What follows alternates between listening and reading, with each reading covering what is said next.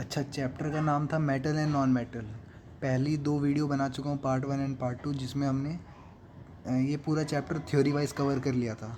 ठीक है, कुछ इन टेक्स्ट के क्वेश्चन रह रहे थे और एक्सरसाइज के क्वेश्चन रह रहे थे, तो वो डिस्कस करते हैं आज। ठीक है, पहले मैं समरी पे आ जाता हूँ, what we you have learned, जिससे एक बार हम देख लें चैप्टर में हमने क्या क्या पढ़ा।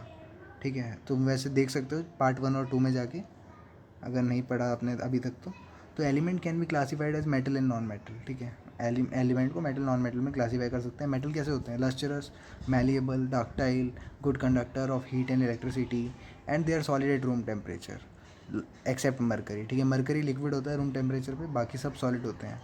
Metal can form positive ions by losing electron to non metal, है ना, जैसे NaCl में Na+ हो जाता है, वैसे ही metal combine with oxygen to form basic oxide. अब मेटल जब ऑक्साइड बनाता है तो फिर बेसिक होती है वो, है ना।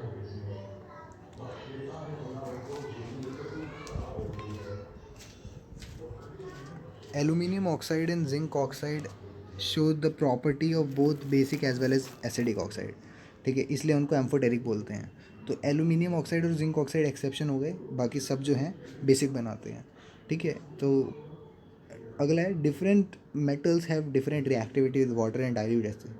ठीक है, तो कुछ मेटल तो एकदम आग पकड़ लेते हैं, कुछ रिएक्ट ही नहीं करते हैं, जैसे सोडियम हो गया, तुरंत आग लग जाती है पानी में, है ना। और जैसे गोल्ड हो गया, रिएक्ट ही नहीं करता है पानी के साथ। A list of common metal arrange in order in the decreasing order known as activity list series. ठीक है, मतलब किस रिएक्टिविटी के सेंस में देखा जाए, कितने रिएक्टिव हैं उसकी लिस्ट को डिक्रीजिंग ऑर्डर में हम उसको कहते हैं एक्टिविटी सीरीज कहते हैं। Metal above hydrogen in the activity series can displace hydrogen from dilute acid. सही बात है ना, जो ऊपर वाला होगा वो डिस्प्लेस कर देगा। Metal, the more active metal displace less reactive metal. ठीक है, जितना रिएक्टिव मेटल होगा वो डिस्प्लेस कर देगा। एक तरह से बोल सकते हैं जैसे तुम्हारे सीनियर होते हैं या हमसे कोई बड़ा होता है, तो उनमें डांट के चुप करवा सकता है ना, तो वही है, क्योंकि वो ज़्यादा रिएक्टिव हैं इसलिए वो डिस्प्लेस कर सकते हैं, यानी जगह बदल सकते हैं, ऑक्साइड खुद की बना सकते हैं, ऐसा कुछ। Metal occur in nature as freely as well, है ना, कंपाउंड में या फ्रीली भी मिलते हैं, जैसे प्लेटिनियम गोल्ड हो गया, ये फ्रीली मिलेंगे। कंपाउंड में क्या क्या हो गया? एल्यूमिनियम, आयरन, ये सब। Extraction of metal from their ore and then refining is known as metallurgy. Metallurgy किसे बोलते हैं पूछ लेंगे तो, मेटल को एक्सट्रैक्ट करना उनके ओर्स में से। ठीक है, और क्या होता है, मिनरल क्या होता है, ये मैं आपको पहले ही बता चुका हूँ पहली वीडियो में। N alloy is an homogeneous mixture of 2 और मोर मेटल्स। तो एलॉय एक होमोजीनियस मिक्सचर होता है दो से ज़्यादा मेटल्स का।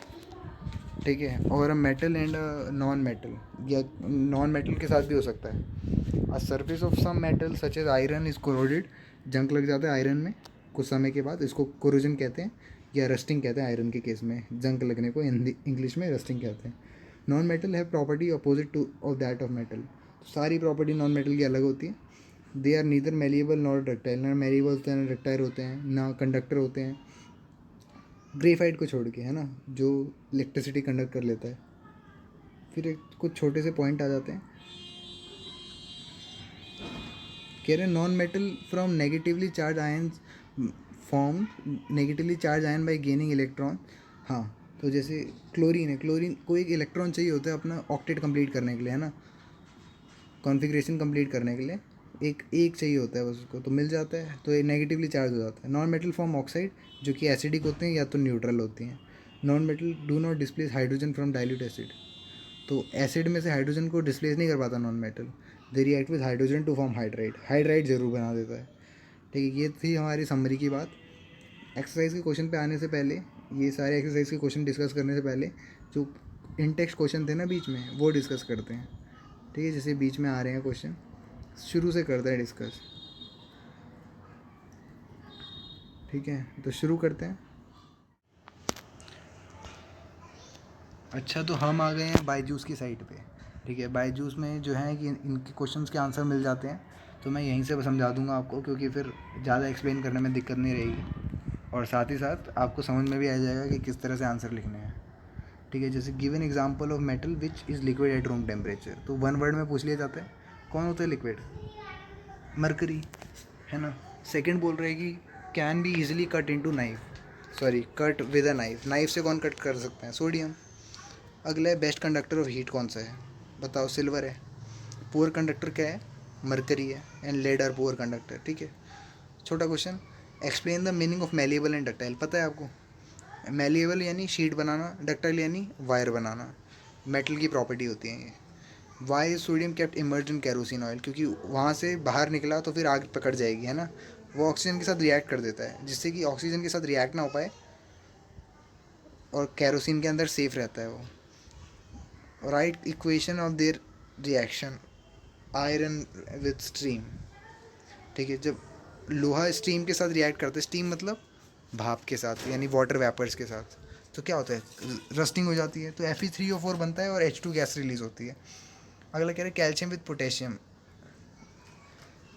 अच्छा सॉरी, कैल्शियम विद वाटर या पोटेशियम विद वाटर, तो CaOH वोल्टवाइज बन जाता है या MgOH वोल्टवाइज बन जाता है ना। पोटेशियम, अच्छा मैग्नीशियम था Mg के लिए, है ना, मतलब मैग्नीशियम के लिए Mg कहते हैं।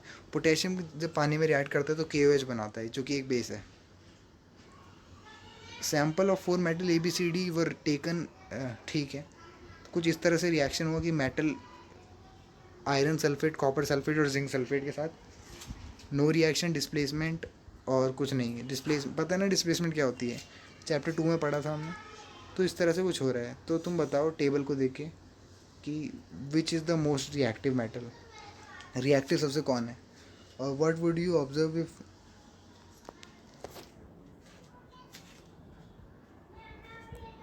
if B is added to a solution of copper second sulfate?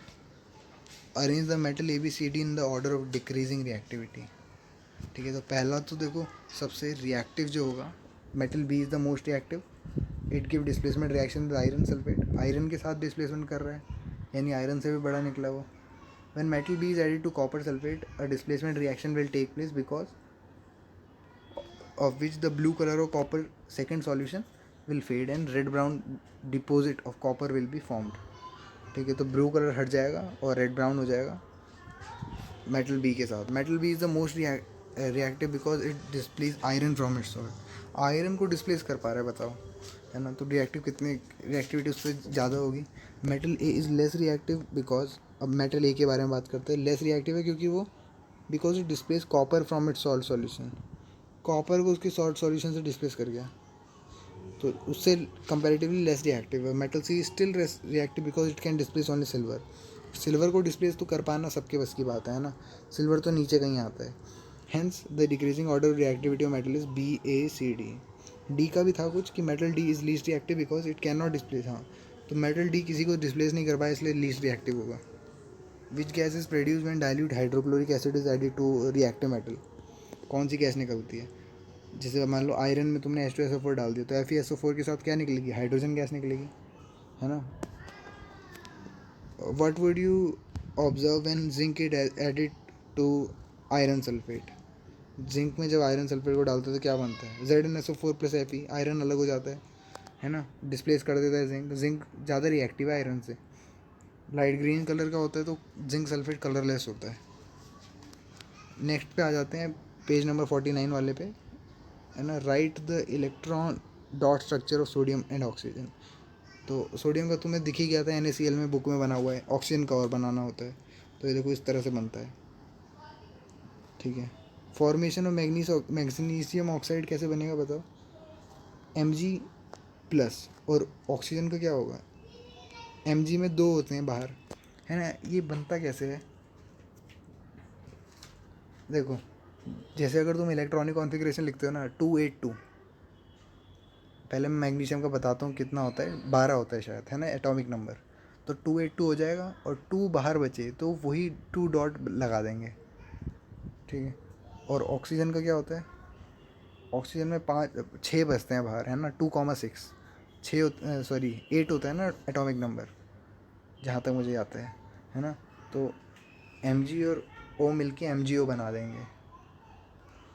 Formation of sodium oxide, अब देखो सोडियम ऑक्साइड कैसे बनेगा? 2 सोडियम 1 ऑक्सीजन, ठीक है। ऑक्सीजन का ऑक्टेट पूरा हो रहा है, सोडियम का भी काम हो रहा है ना, तो Na2O हो जाएगा।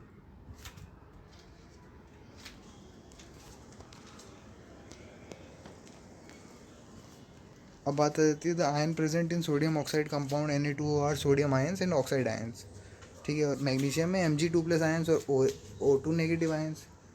अच्छा, एक सवाल पूछ रहे हैं कि why do ionic compound have high melting point. बताओ, आयनिक कंपाउंड के पास मेल्टिंग पॉइंट इतना ज़्यादा क्यों होता है? क्योंकि उनका बॉन्ड जो होता है बीच में वो बहुत स्ट्रांग होता है ना। जो अट्रैक्शन फोर्स होता है वो स्ट्रांग होता है, और कोई मतलब कम टेम्परेचर, कम मेल्टिंग पॉइंट पे नहीं हो पाएगा ये सब, है ना। This make expenditure a lot of heat to break this force of attraction. अगला देखो, मिनरल पता है क्या होते हैं? जहाँ से हमारा मेटल निकलता है ना, कंपाउंड होते हैं जो नेचुरली अकर होते हैं, जहाँ से हमें मिलते हैं। जैसे एलम हो गया, K2SO4.Al2SO3.4H2O, ठीक है। ये क्या हो गया? शायद बक्साइड का फॉर्मूला ही है ना। फॉर्मूला याद करने की ज़रूरत नहीं है, इन्होंने एग्जांपल दे दिया है तो तुम कर सकते हो, है ना। तो मिनरल और पता है तुम्हें क्या होते हैं? जहाँ पे तुम्हें खूब सारे मिनरल मिल जाएंगे, है ना, जैसे bauxite. Ore of overall minerals from which metal can be extracted. तो जहाँ से मेटल निकाला जा सके उसी को और कहते हैं। गैंग क्या होता है? गैंग याद करो, मैंने बताया था आपको, है ना। तो जो सैंड और सिल्ट वगैरह बची होती है ना, जिसकी वजह से जो मेटल के साथ होते हैं, मिट्टी वगैरह इम्प्योरिटीज़ ओर के साथ होती है, उसको गैंग कहते हैं। गैंग को भी हटाना पड़ता है जब हम मेटल निकालेंगे तो।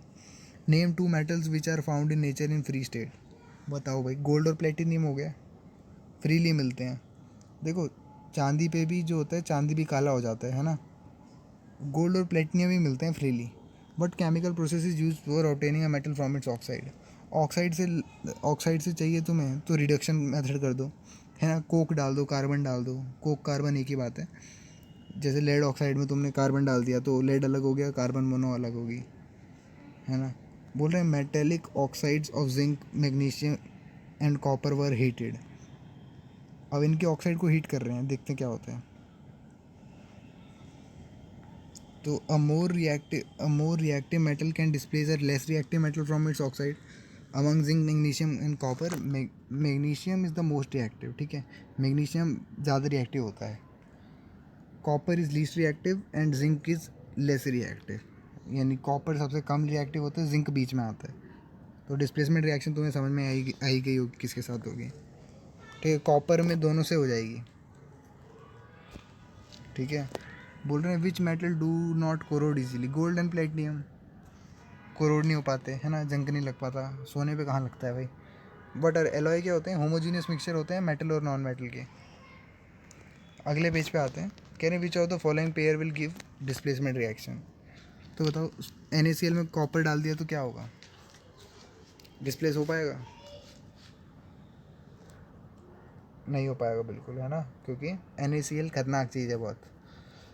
बोल रहे हैं ऑप्शन डी, AgNO3 में कॉपर के साथ हो जाएगा, क्योंकि सिल्वर क्या होता है? कम रिएक्टिव होता है कॉपर से। तो कुछ इस तरह से रिएक्शन होगा, Cu में AgNO3 डाला, CuNO3 वोल्टाइज बन गया और Ag बन गया, ठीक है। सेकंड बोल रहा है which of the following method is suitable for preventing an iron frying pan from rusting. बताओ, तुम्हारे पास तवा है लोहे का, इस पे जंग लगने से बचाने क्या करोगे? पेंट करोगे, ग्रीस करोगे, क्या करोगे बताओ? हम जिंक का कोट लगाएंगे, समझो बात को, है ना। तुम यहाँ पेंट वेंट नहीं कर सकते, जिंक का कोट लगाएंगे। Applying grease and applying paint prevent iron, मगर यहाँ पे नहीं लगाया जा सकता खाने के मामले में। वैसे जिंक भी लगाना एक टाइप का क्या है, हार्मफुल है। अगर तुम दही वगैरह गिरा दोगे या फिर कोई एसिड गिरा दिया तुमने, एसिड इन द सेंस जैसे टमाटर का रस हो गया एसिड होता है, नींबू का रस हो गया एसिड, है ना, उन सब से हार्मफुल हो जाएगा। तो वो तुम थोड़ा प्रिकॉशन लेना। An element react with oxygen to give a compound with high melting point. बताओ, एक एलिमेंट ऑक्सीजन के साथ रिएक्ट करा और हाई मेल्टिंग पॉइंट का कंपाउंड दिया, तो element is likely to be, correct answer is A, calcium होगा, है ना। कैल्शियम क्या करता है? कार्बन डाइऑक्साइड विद ऑक्सीजन, जो कि देखो,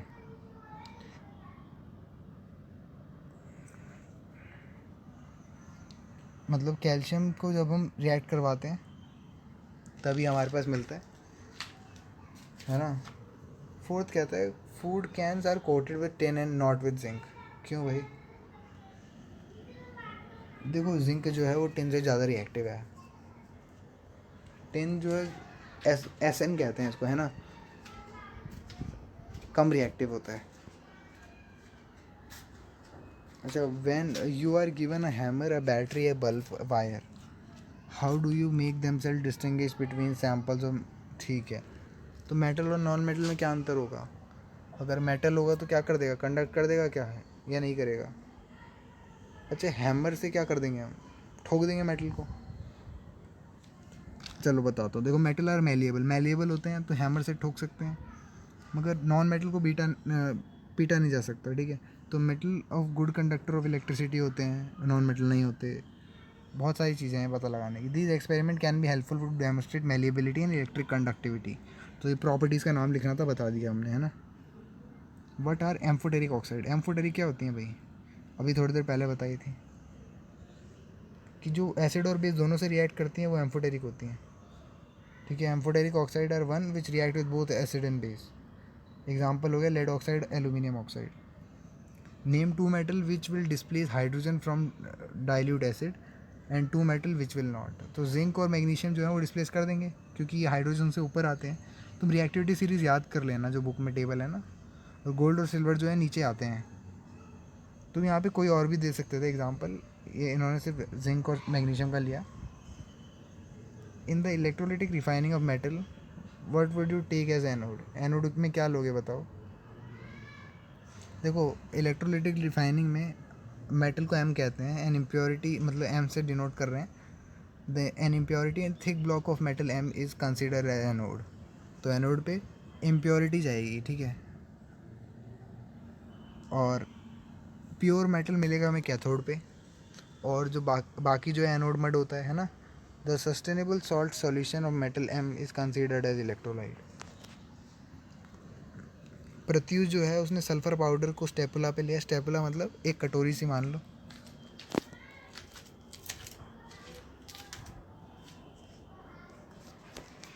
ठीक है, एंड हीटेड इट, और उसको गर्म कर दिया। He collected the gas evolve. तो what will be action of gas on dry litmus पे क्या होगा, मॉइस्ट लिटमस पे क्या होगा? देखो sulphur powder is burned in air, sulphur dioxide is form. ये बात समझ लेना, सल्फर डाइऑक्साइड बनती है, ठीक है, SO2। अब तुम ड्राई लिटमस में डालोगे तो कुछ होगा क्या? नहीं होगा, क्योंकि गैसियस फॉर्म में तो तुम एसिड को बता ही नहीं सकते, है ना। अगर तुम्हारे HCl भी गैस फॉर्म में है तो HCl रहता नहीं है वो, जब तक पानी ना मिल जाए। मगर जैसे ही हमने मॉइस्ट लिटमस पेपर करा, कलर चेंज हो जाएगा तुरंत, है ना। यानी अगर बेसिक होगा तो रेड हो जाएगा तुरंत, ब्लू से रेड हो जाएगा, है ना। बैलेंस इक्वेशन लिखनी है तो देख लो कैसे लिखते हैं। S में O2 डाला, SO2 बन गया। SO2 में H2O डाला तो H2SO3 बन गया, ठीक है। State two ways to prevent rusting, rusting से बचाने के लिए क्या करो? या तो तुम उसको सरफेस को कोट कर दो, है ना, coating the surface of iron, या ऑयल या ग्रीस लगा दो, पेंट वगैरह कर दो, कुछ भी कर सकते हो। What type of oxide are found when non metal combine with oxygen. तो नॉन मेटल जब भी ऑक्सीजन से कंबाइन करते हैं तो एसिडिक या न्यूट्रल बनती हैं, ठीक है। तो एसिडिक का फॉर्म में N2O5 बन गया, N2O3 हो गया, और कार्बन मोनोऑक्साइड न्यूट्रल होती है। गिव रीज़न, कारण बताओ। Platinum gold silver are use to make jewellery, sodium potassium lithium are stored under oil, aluminium is highly reactive metal yet it is use for making utensil, carbon and sulphide ores are usually converted into. पूछा जा सकता है paper में, इनमें से कोई question आ सकता है, ठीक है। प्लेटिनियम गोल्ड सिल्वर को क्यों बनाते हैं हम ज्वेलरी?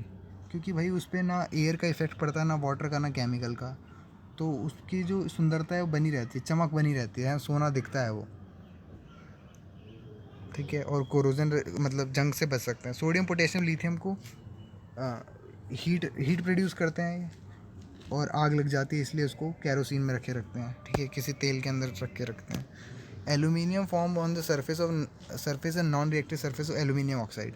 अब एल्यूमिनियम तो हाईली रिएक्टिव है, मगर एल्यूमिनियम ऑक्साइड की वजह से परत बन जाती है जिसकी वजह से बचाव होता है ना। तो इसलिए हम एल्यूमिनियम को कुकिंग के काम ला सकते हैं। Reducing metal oxide into free metal is easy. Additionally, because it is easy to obtain metal directly from their oxide than from their carbonate, ठीक है। The carbonate and sulphide ore are first transform to oxygen to get.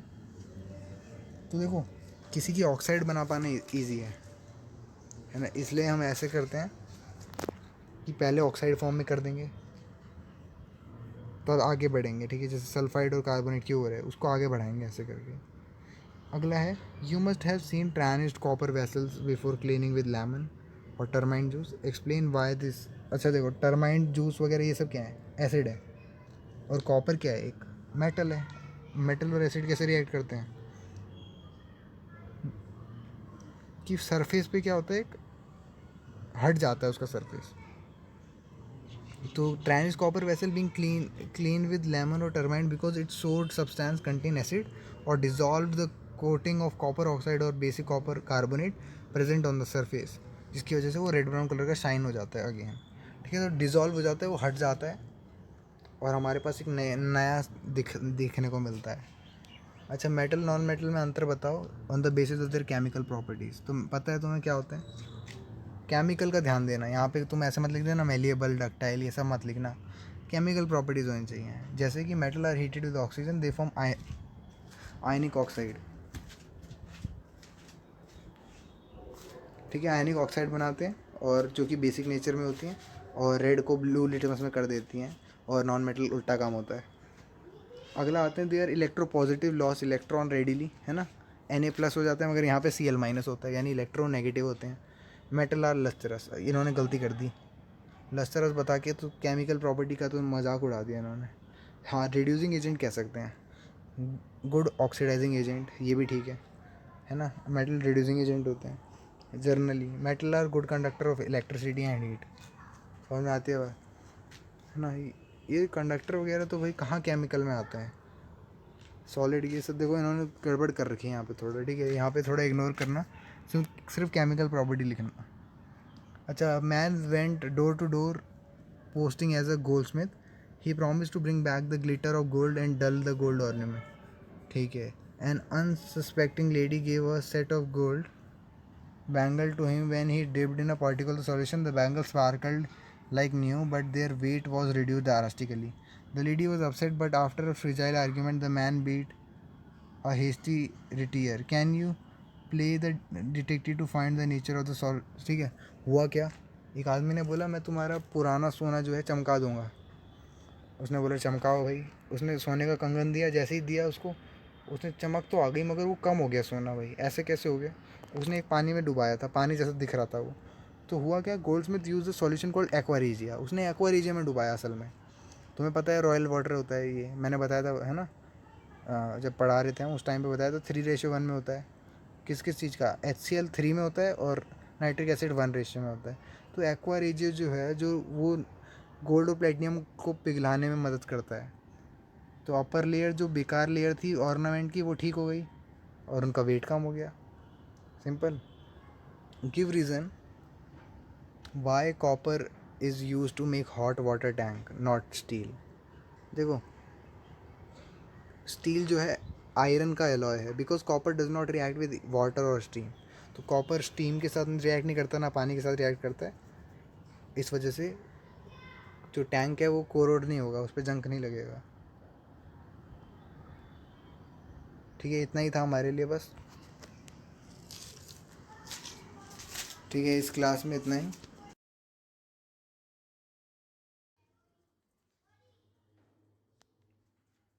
तो हमने सारे question exercise के discuss कर लिए एक तरह से, ठीक है। ये सब डिस्कस कर लिया था,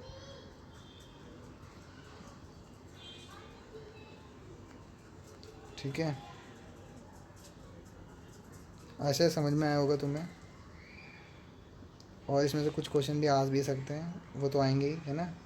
गिव रीज़न में से कोई उठ के आ जाएगा। चलो फिर ये चैप्टर भी ख़त्म हुआ, ठीक है। ये पूरा चैप्टर हमने कंप्लीट कर लिया है, metals and non metals. Chapter 4 से शुरू करेंगे नेक्स्ट क्लास में। और ध्यान देना कि अगर तुम्हें कभी भी लगे कि करना है मेरे को, मतलब प्रैक्टिस करनी है चैप्टर की, तो 2 वीडियो देख लेना जो पहले बनाई है। क्वेश्चन आंसर तो क्या है, थ्योरी से ही आते हैं, है ना, तो वो तो तुम कर लोगे।